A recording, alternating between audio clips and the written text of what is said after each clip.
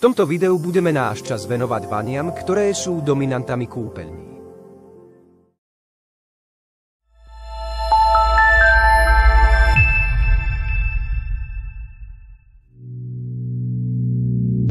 Vaňa je neodmysliteľnou súčasťou kúpeľne a slúži nielen na hygienu, ale aj na relax a oddych.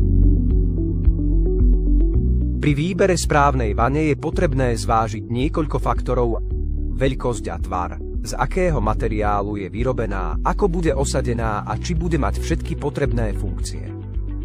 Vaňa by mala byť prispôsobená veľkosti vašej kúpeľne a vašim potrebám.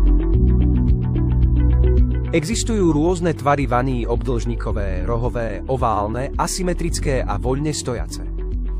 Vyrábané sú z rôznych materiálov a každý má svoje výhody a nevýhody.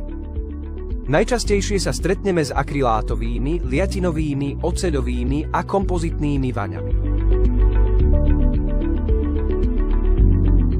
Vaňa by mala harmonizovať s celou kúpeľňou a doplnkami, ako sú vaňové podlavníky, madlá, zásteny a stolíky. Niektoré vane majú dodatočné funkcie, ako je hydromasáž alebo chromoterapia.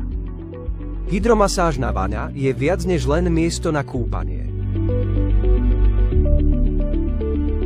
Kombinácia teplej vody a masážnych prúdov má blahodárne účinky na celé telo.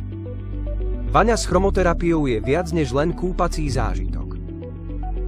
Kombinácia teplej vody, hydromasáže a farebnej terapie vytvára dokonalú oázu pre telo a myseľ. 6. diel od stavebnej keramiky bude patriť sprchám a sprchovým kútom.